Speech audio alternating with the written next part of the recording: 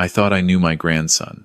For 6 years, I watched him grow from a bewildered toddler into a silent shadow of a boy. The doctors had their theories. Autism, they said at first, then selective mutism, then a dozen other diagnoses that never quite fit. But Nathan never spoke. Not a word, not a sound. He communicated through gestures, through drawings, through those enormous hazel eyes that seemed to hold secrets too heavy for a child to carry. My name is Robert Chen, and I'm 67 years old. I spent 33 years as a high school history teacher in Vancouver before retiring to a quieter life in Victoria. My wife passed away 4 years ago from cancer, and since then, my son David and his wife Jessica have been my primary connection to family. They live in North Vancouver with Nathan, now 10 years old, in a modest craftsman home they bought during the real estate boom. This past November, everything I believed about my grandson, about my family, and about my own safety came crashing down in a single moment that still makes my hands shake when I think about it. David called me on a Tuesday evening. I could hear the stress in his voice immediately. "Dad, I need to ask you a massive favor," he said without preamble. "Of course. What's going on?" "Jessica's mother had a stroke. She's in the ICU in Edmonton. We need to fly out there tonight, but we can't find anyone to watch Nathan. His usual sitter is on vacation, and the respite care worker we sometimes use is fully booked. Could he possibly stay with you for a few days? Maybe a week?" I didn't hesitate. "Absolutely. Bring him over. I'll set up the spare room." "Dad, I know he's not easy. You remember how he is. Nathan is my grandson. I'll manage just fine." 2 hours later, David's Subaru pulled into my driveway. Nathan emerged from the back seat, clutching his worn blue backpack and a stuffed orca whale he'd had since he was 3. He looked up at me with those watchful eyes but made no move to greet me.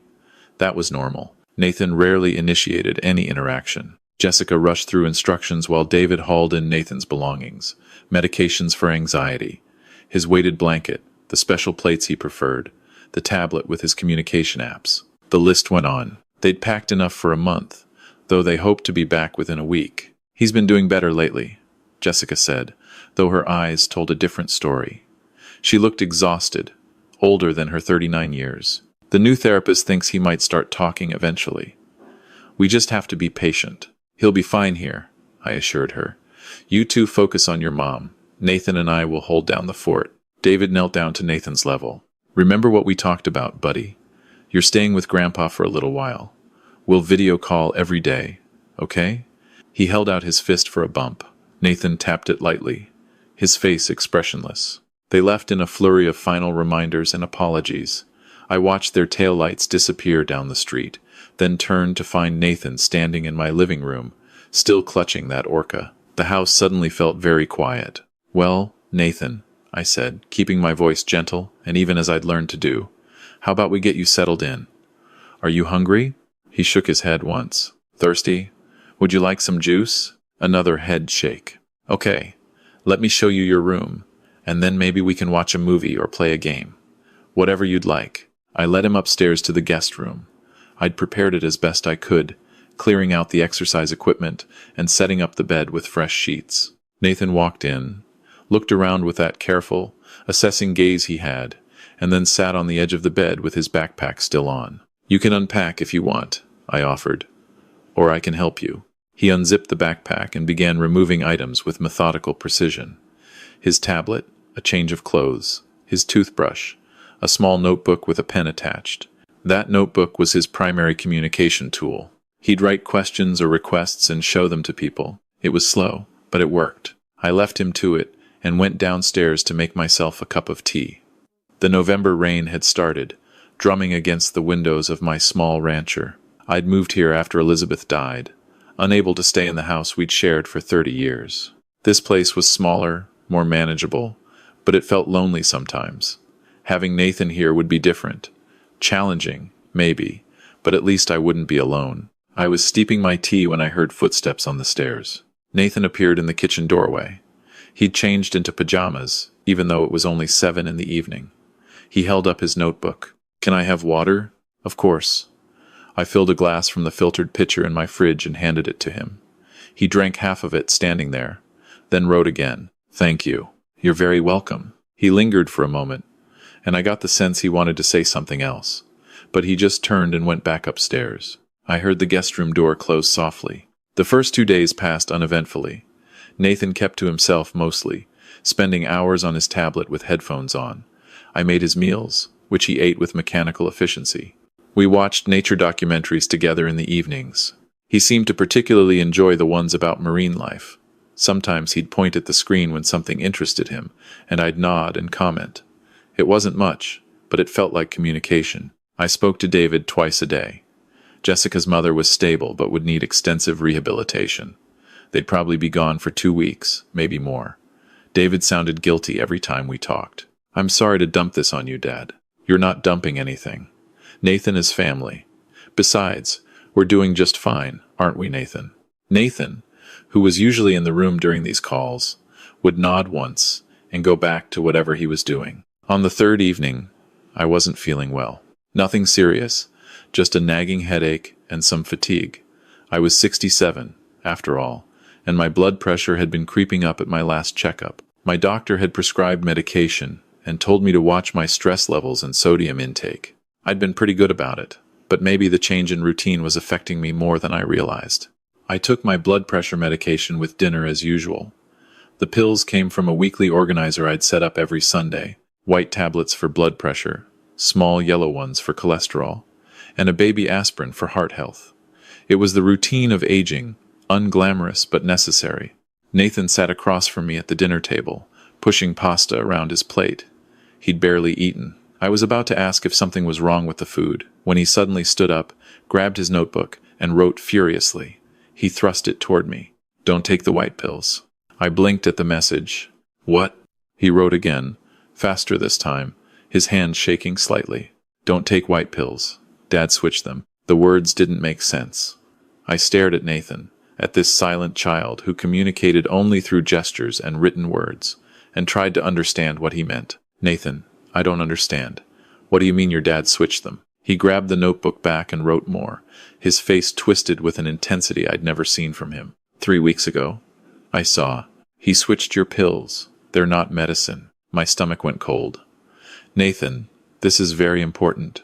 Are you sure about what you're saying?" He nodded vigorously, then did something that made my heart stop. He spoke, "Grandpa." His voice was rough, unused, barely above a whisper, but it was a voice. "Don't take the pills." I sat frozen, the fork still in my hand.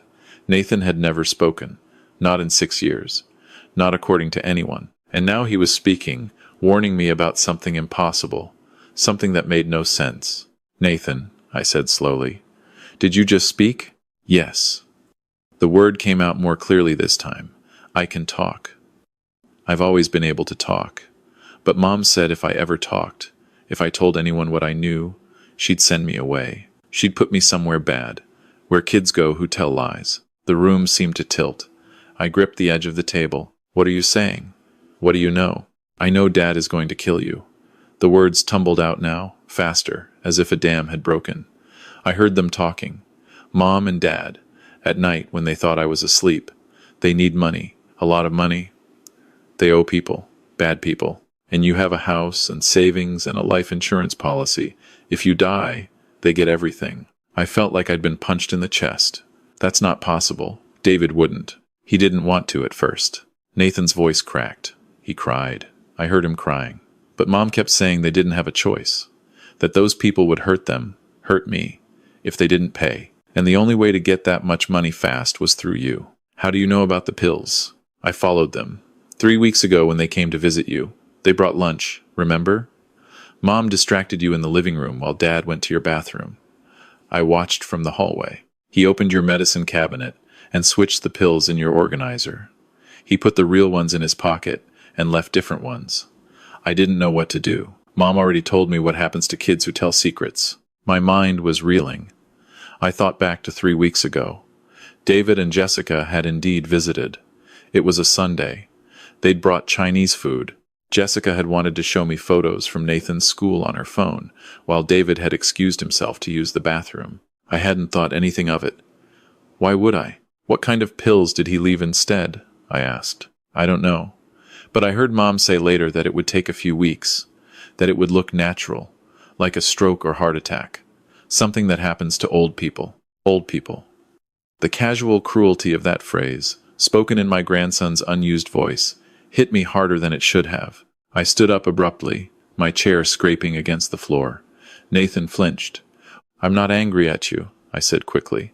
"You did the right thing telling me, but I need to check something." I went to my bathroom, Nathan following close behind.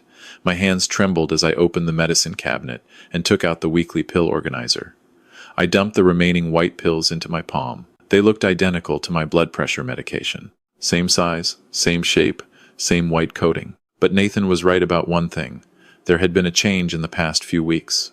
I'd been feeling worse, more tired, occasional dizzy spells, mild confusion at times. I'd attributed it to stress, to aging, to loneliness. What if it was something else? "I need to make a phone call," I said. I called my doctor's emergency line. It took 20 minutes to get through to the on-call physician, a young woman named Dr. Patel, who listened to my explanation with professional calm. "Mr. Chen, this is a serious allegation. I'm going to need you to bring those pills in immediately. Can you come to the hospital? It's 8 o'clock at night, and I have my grandson with me. Bring him. If what you're describing is true, you may have been ingesting something toxic. We need to identify it and start treatment if necessary." The drive to Victoria General Hospital was surreal. Nathan sat in the passenger seat, still in his pajamas with a coat thrown over them. He hadn't stopped talking since that first sentence. "I'm sorry I didn't tell you sooner," he said for the third time. "I was scared. Mom said they'd take me away from you and Dad, that I'd go to a place where they put bad kids who make up stories." "You're not making up stories," I said, gripping the steering wheel tighter. "And nobody's taking you anywhere." She also said if I ever talked, ever let anyone know I could talk, she'd know I was telling secrets. So I stayed quiet. For 6 years, I made everyone think I couldn't talk so she'd never know. 6 years. Since he was 4 years old. This child had maintained an elaborate silence for 6 years to protect himself from a mother who'd threatened him. The scope of it was staggering. "Why did you decide to tell me now?" I asked. "Because I heard them on the phone last night. Mom called Dad. She asked if you'd taken your medicine today. She asked if you seemed sick yet. She sounded happy, and I realized if I didn't say something, you'd die. And I don't want you to die, Grandpa. You're the only one who's ever been nice to me." My vision blurred with tears. I blinked them back, focusing on the road. At the hospital, we were taken to a private examination room. I handed over the pills. Dr. Patel, a slight woman with kind eyes, listened to Nathan's story again, while a nurse took my blood pressure and temperature. "Your BP is quite low," the nurse noted. "Given that you're on blood pressure medication, that's concerning." Dr. Patel bagged the pills carefully. "We'll send these to the lab for analysis. It'll take a few hours for preliminary results. In the meantime, I want to run a full blood panel on you, Mr. Chen.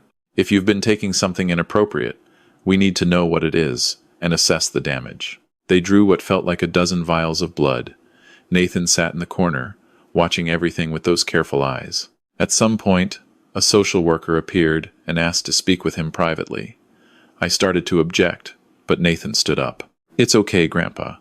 I'll tell them everything." He was gone for almost an hour. I sat alone in the examination room, my mind spinning through the past few weeks, the past few years. David had always struggled financially. He'd made bad investments in cryptocurrency. He'd tried to start a business that failed, but I'd helped him. I'd loaned him money twice, which he'd paid back. I'd assumed things were better. Jessica had always been harder to read. She was polished, professional, working as a paralegal at a downtown firm, but there was a coldness to her that I'd attributed to stress. She was Nathan's mother. Surely she loved him. Surely she wouldn't threaten her own child. Except she had. For 6 years. Dr. Patel returned near midnight. Her expression was grim. "Mr. Chen, the preliminary analysis shows that those pills are not blood pressure medication. They're a mixture of substances designed to mimic symptoms of declining health, elevated clonidine levels, which would lower your blood pressure dangerously. Some beta blockers mixed in. Essentially, someone created a cocktail that would cause you to have what appeared to be cardiac episodes while masking the actual cause. If you'd continued taking these for another week or two, you likely would have had a serious medical event. A stroke, a heart attack, possibly fatal." The room tilted again. I gripped the armrests of my chair. What do I do? First, we treat you. You're showing signs of medication toxicity, but we caught it relatively early. We'll flush your system, monitor you overnight. Second, you need to contact the police. This is attempted murder.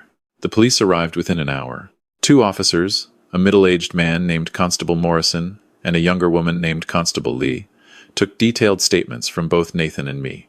Nathan told his story again, more confidently this time. He described the night 3 weeks ago. He described the phone conversations he'd overheard. He even mentioned seeing documents on his father's laptop about my life insurance policy and the equity in my house. Your grandson is very observant, Constable Morrison said quietly, and very brave. He's been protecting himself for 6 years, I said, because his mother threatened him. We'll need to verify his claims. But if what he's saying is true, we're looking at conspiracy to commit murder, child endangerment, and several other charges. Do you know where your son and daughter-in-law are currently? Edmonton. Jessica's mother is in the hospital there. Constable Lee made a note. We'll coordinate with Edmonton police. In the meantime, you and Nathan will need to stay somewhere safe. Do you have other family?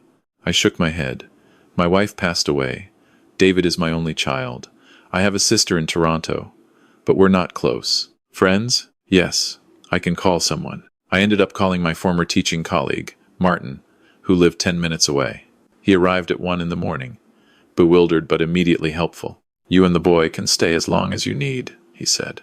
What kind of world is this, where a son tries to kill his own father? We were discharged from the hospital at 3 in the morning with instructions to return if I felt any symptoms of distress. Martin took us to his home, a cozy bungalow where his wife Ruth had prepared the guest room. Nathan fell asleep almost immediately, exhausted from the emotional toll of finally speaking after so many years. I couldn't sleep. I sat in Martin's living room, drinking chamomile tea Ruth had made, trying to process everything. The boy saved your life, Martin said, sitting beside me. If he hadn't spoken up when he did, I'd be dead within a week or 2, and they'd have gotten away with it. What happens now? I don't know. What happened was swift and thorough. The police in Edmonton located David and Jessica at the hospital where Jessica's mother was recovering. They were brought in for questioning. Initially, both denied everything. David insisted Nathan was mentally unstable, that his claims were fabrications from a troubled child. Jessica maintained she'd never threatened Nathan, that he'd always been unable to speak, that this was some kind of stress-induced delusion. But then the evidence started mounting. The toxicology report confirmed the pills were a deliberate poison, not a pharmaceutical error. The police obtained a warrant for David and Jessica's financial records, which revealed over $200,000 in debt. Gambling debts, primarily. Jessica had been betting on sports, online poker, casino games. She'd hidden it from David initially, then confessed when the creditors started threatening violence. That's when they'd hatched their plan. David's laptop contained searches for undetectable poisons, how to fake natural death, and life insurance payout timelines. His browser history showed he'd researched my health conditions and looked for medications that could be substituted without obvious detection. Most damning were the text messages between David and Jessica from the night they'd switched my pills. It's done, David had written. In about 3 weeks, maybe a month, he'll have a cardiac event. The doctor will think it's natural given his age and condition. We'll be clear. Jessica's response. Make sure the kid doesn't see anything. Last thing we need is him somehow communicating what happened. They'd known Nathan could observe and understand. They just didn't think he could or would tell anyone. The police also discovered that Jessica's mother hadn't had a stroke at all. She was fine. Jessica had fabricated the emergency to get Nathan into my care at this specific time, knowing they'd be unavailable when I inevitably had my medical emergency. They'd planned to return for the funeral, play the grieving son and daughter-in-law, and collect their inheritance. David broke first under questioning. He confessed everything. He claimed it was mostly Jessica's idea, that she'd pressured him, that he'd been terrified of the people they owed money to. He cried, apparently. He said he loved me but didn't see any other way out. Jessica never confessed. She maintained her innocence even as the evidence piled up. When confronted with Nathan's testimony, she claimed he was lying, that he'd always been mentally disturbed, that this was revenge for being a strict mother. They were both arrested and charged with attempted murder, conspiracy to commit murder, fraud, and child endangerment. Nathan's testimony that Jessica had threatened him for 6 years to maintain his silence added the child abuse charges. The preliminary hearing was in January. Nathan had to testify. He was terrified, despite having a victim services worker with him. I sat in the courtroom and watched my 10-year-old grandson describe, in his still rough voice, how his mother had told him when he was 4 that if he ever spoke, she'd send him away to a place for bad children. How she'd reinforced this threat regularly throughout his childhood. How he'd taught himself to read in secret, to observe everything, because he knew something was wrong in his house, but had no way to communicate it safely. Jessica stared at him from the defense table with cold eyes. David couldn't look at him at all. The judge ordered both defendants held without bail. The trial was scheduled for April. In the meantime, Nathan came to live with me permanently. The court granted me emergency custody, given the circumstances. We moved back into my house in Victoria, though I had new locks installed and a security system.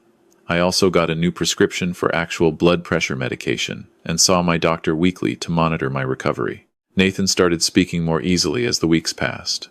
His voice grew stronger, more confident. He'd spent 6 years silent, but now he made up for it. He asked questions constantly, about history, about science, about my life, about his future. "Will I have to go back to them?" he asked one night, as we did dishes together. "No, never. The court will make sure of that. But they're my parents." "Biologically, yes. But parents are supposed to protect their children, Nathan, not threaten them, not use them as pawns. You'll stay with me for as long as you need." "What if you die? Not because of them, just because you're old?" I smiled despite the grimness of the question. "I'm 67, not ancient. But I've already spoken to a lawyer. If anything happens to me, you'll go to my sister in Toronto. She's a good person. She'll take care of you." He processed this, then nodded. "Okay, Nathan, can I ask you something?" "Sure. Why didn't you tell me sooner? Before they switched the pills? You must have heard them planning it." He was quiet for a long moment, drying a plate with careful attention. "I thought about it, but I was scared you wouldn't believe me. Adults never believed me about anything because I couldn't talk. Teachers thought I was stupid. Doctors thought I was broken. Even you and Dad thought I didn't understand things. How was I supposed to make you believe something so crazy? By talking, like you did. But if I talked, Mom would know I was telling secrets, and she'd send me away before I could help you. I had to wait until the right moment, when it would matter, when someone would have to listen. The logic was heartbreaking. A child calculating the precise moment when his voice would carry enough weight to save a life. "You did the right thing," I said. "You saved my life, Nathan. I'll never forget that." The trial in April was brief. David's confession and the mountain of physical evidence left little room for defense. David pleaded guilty to all charges in exchange for a reduced sentence. He received 12 years with possibility of parole after 8. Jessica refused to plead and was convicted on all counts after a 3-day trial. She received 20 years with no possibility of parole for 15. Nathan didn't attend the sentencing. He was in school, finally. A small private school in Victoria that specialized in children who'd experienced trauma. He was thriving there. His teachers said he was remarkably bright, reading at a high school level despite missing years of formal education. He'd taught himself through observation and secret reading, acquiring knowledge the way other children acquire languages. He also started therapy. A psychologist who specialized in childhood trauma worked with him twice a week. She said his 6-year silence was one of the most extreme cases of self-protective mutism she'd encountered. That he'd maintained it so perfectly, fooling doctors and therapists, spoke to an extraordinary level of self-control. But it also meant he'd carried an enormous burden alone. "He's going to need years of support," Dr. Williams told me after one session. "What his mother did to him, the fear she instilled, that doesn't just disappear. But he's resilient, and he has you. That makes all the difference." Nathan and I settled into a routine. Mornings were for school, afternoons were homework, then free time where he usually read or worked on the computer.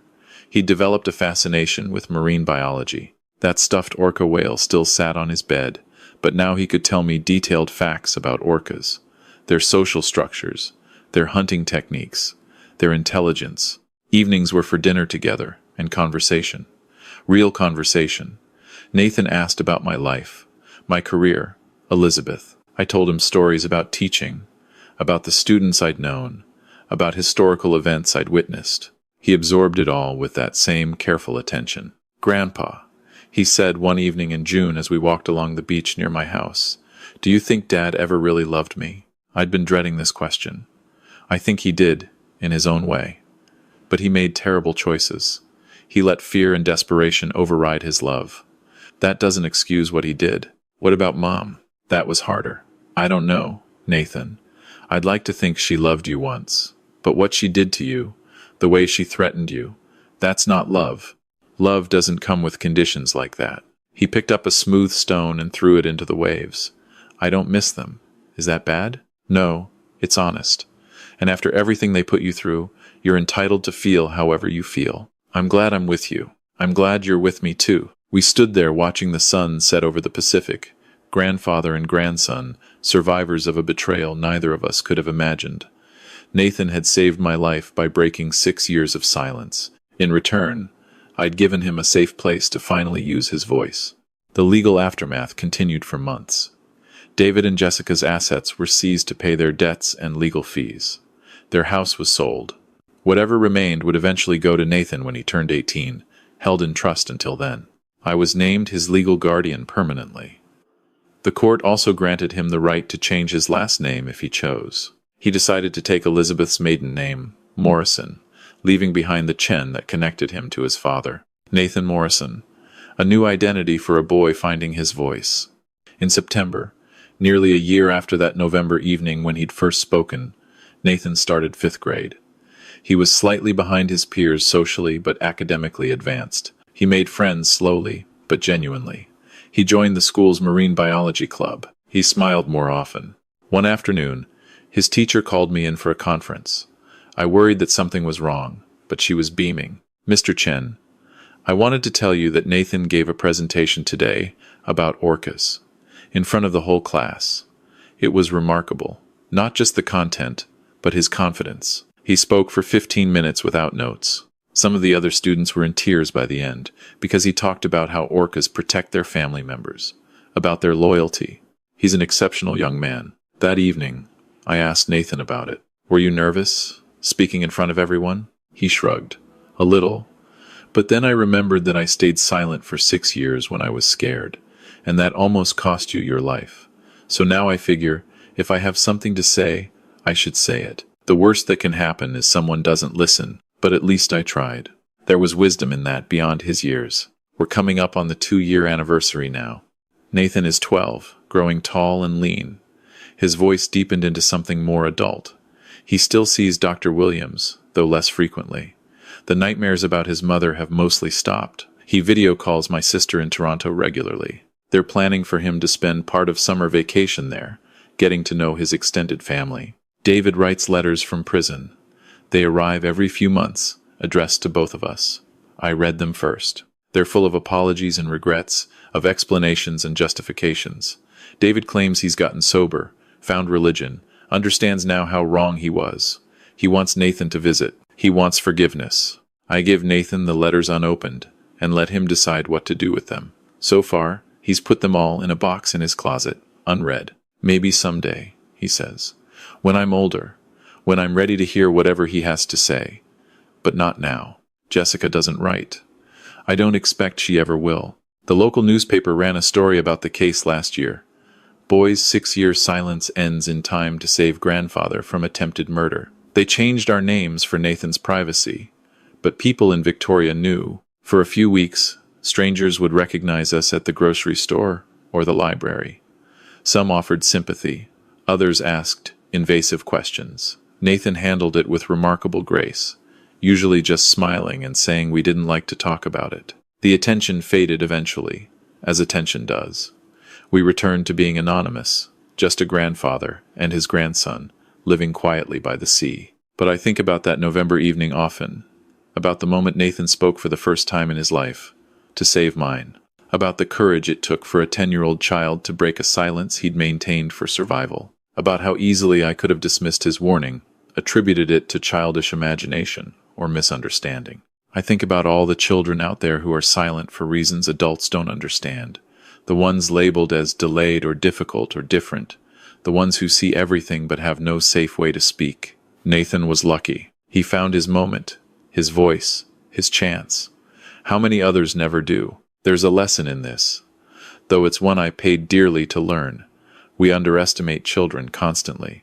We assume their silence means ignorance, that their youth means naivety. We talk around them and over them, believing they don't comprehend the gravity of adult situations. But Nathan understood everything. He watched, he learned, he calculated. He survived by pretending to be less than he was, and then he saved a life by revealing his true self. If there's anything I want people to take from our story, it's this. Listen to children. Really listen. Not just to their words when they speak, but to their silence when they don't. Watch how they behave. What frightens them? What makes them withdraw? Because sometimes a child's silence isn't a deficit, it's a defense. And sometimes the bravest thing a child can do is break that silence, even when they've been threatened into maintaining it. Nathan didn't just save my life that November evening. He saved his own. By speaking, he freed himself from 6 years of fear and control. He proved to himself that his mother's threats were hollow, that telling the truth wouldn't destroy him, but would instead bring justice and safety. Now he speaks all the time. Sometimes too much, in that way 12-year-olds do when they're excited about something.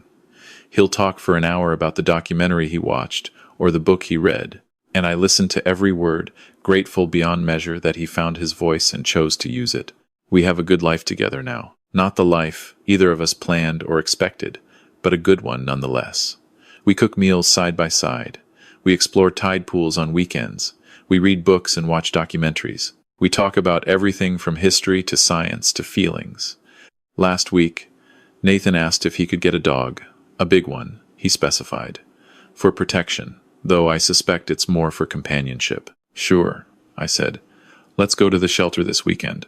Thanks, Grandpa, for everything, for believing me, for keeping me safe, for letting me stay. Nathan, you're not staying. This is your home, for as long as you want it to be. He smiled at that, the kind of smile that reaches the eyes, the kind of smile I never saw in the years when he was silent. Tonight, as I write this, Nathan is upstairs doing homework. I can hear music playing from his room, something with guitars and drums that teenagers like, normal sounds, safe sounds, the sounds of a child who no longer has to hide who he is or what he knows. In 2 days, we have a court hearing. The final custody arrangement will be formalized. Nathan will legally be my son, not just my grandson. He'll take my last name if he wants. We'll be a family, officially and permanently. I'm 69 now. I take real blood pressure medication, carefully verified by my pharmacist. I see my doctor regularly. I'm in good health, all things considered.